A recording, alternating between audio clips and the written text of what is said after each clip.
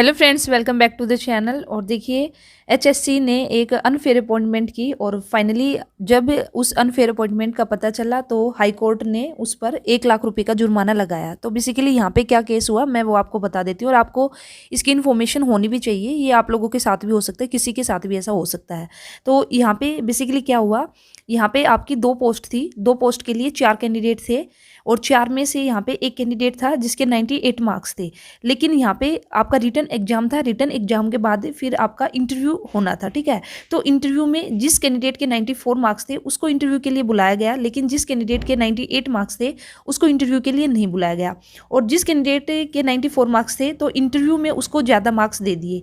तो इंटरव्यू के मार्क्स लगा के उसके जो टोटल मार्क्स यहाँ पे बने तो जिस कैंडिडेट के 98 थे उससे ज़्यादा बने। और जो 98 वाला कैंडिडेट है ना, उसको भी इंटरव्यू के लिए बुलाया गया, लेकिन उसको ऑफिशियली नहीं बुलाया गया, उसको बाद में जस्ट फॉर्मेलिटी, ठीक है, फॉर्मेलिटी के लिए उसको बुला लिया। और फिर उसके जो इंटरव्यू में मार्क्स दिए 98 वाले कैंडिडेट के, वे कम मार्क्स दिए। तो इस वजह से जिस कैंडिडेट के रिटन में 94 मार्क्स थे तो प्लस इंटरव्यू होके इस वाले कैंडिडेट के ज़्यादा मार्क्स बन गए, और जिसके 98 रिटन में थे इसको इंटरव्यू में कम दिए गए। और इसके मार्क्स यहाँ पे टोटल में अगर मैं बात करती हूँ तो टोटल में इस कैंडिडेट के कम मार्क्स बने और 94 वाले के मार्क्स ज़्यादा बने। और फाइनली जिसका रिटन में 94 मार्क्स थे उसका सिलेक्शन ले लिया गया।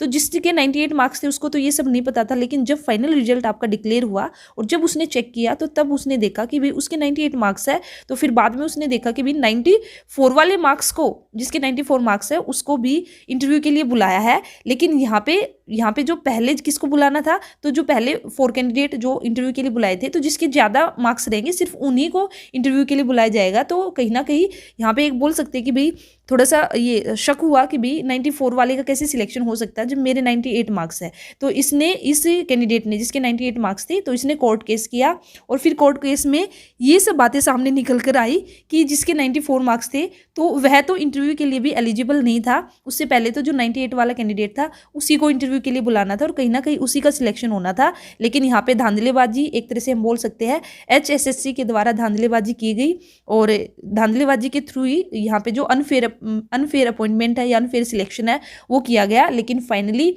जो डिजर्व कैंडिडेट था जिसके 98 मार्क्स थे, सिलेक्शन उसका होना था और आज उसने, हम बोल सकते हैं कि ये केस जीत लिया है और फाइनली उसका सिलेक्शन हो चुका है। और इसी जो ये अनफेयर अपॉइंटमेंट की है इसकी वजह से एचएससी पर आपका 1 लाख जुर्माना है वो लगाया गया है। तो इन फ्यूचर हम लोगों के साथ, आप लोगों के साथ भी ऐसा हो सकता है। तो अगर आपने कोई भी एग्जाम दिया, अगर आप श्योर हो, आपको लगता है कि नहीं मेरे इतने मार्क्स है और मेरा पूरे चांसेस है कि भी मेरा सिलेक्शन होना चाहिए, तो वहाँ पे आप लोगों को भी थोड़ा सा ध्यान रखना चाहिए कि कभी आप लोगों के साथ भी ऐसा ना हो जाए, ठीक है। कि जिसने, वही बात आ गई ना, तो ये 94 मार्क्स वाला कौन कैंडिडेट मिलेगा, वही मिलेगा भाई जिसने पैसे वैसे दे के अपना सिलेक्शन सेटिंग की होगी, तो तभी तो इसका सिलेक्शन हुआ है। तो ये आप लोग भी जरूर ध्यान रखना और अपने लिए आपको जो स्टेप है वह उठाना चाहिए, जैसे कि इस कैंडिडेट ने उठाया और फाइनली इस कैंडिडेट की जीत हुई और इसका सिलेक्शन हुआ, ठीक है। और ये यहाँ से आप ये भी देख सकते हो कि भी जो एचएससी है यहाँ पे कितनी घपलेबाजी चलती है।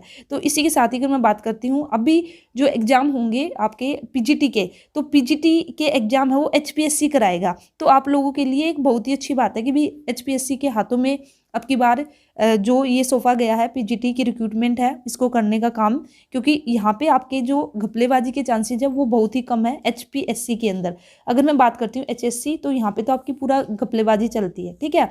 और यहाँ पे आप देख भी सकते हो, इस न्यूज़ से, और यहाँ पे क्लियरली ये मैंने पूरा निचोड़ आपको बता दिया। अगर आपको यहाँ डिटेल में भी इस न्यूज़ को रीड आउट करना चाहो तो आप इसको रीड आउट कर सकते हो। तो बेसिकली ये वीडियो बनाने का पर्पज़ यही है, आपको एक नॉलेज देना। आपको भी पता होना चाहिए कि भी ऐसे भी सिचुएशन हो सकती है, ऐसे भी किस तरह से जो डिजर्व कैंडिडेट है, जो ईमानदार या मेहनती बच्चे, किस तरह से वे बच्चे पीछे रह जाते हैं सिर्फ और सिर्फ ऐसे बच्चों की वजह से, ठीक है, जो पैसे ले दे के जो अपना काम करा लेते हैं। और यहाँ पे जो मेन प्रॉब्लम है वो है भाई जो डिपार्टमेंट है, जो एचएससी है, उनको ऐसा नहीं करना चाहिए। एक फेयर रिक्रूटमेंट आपकी होनी चाहिए, फेयर सिलेक्शन होना चाहिए। जो बच्चे मेहनत करते हैं उन्हीं को आगे आना चाहिए, ठीक है।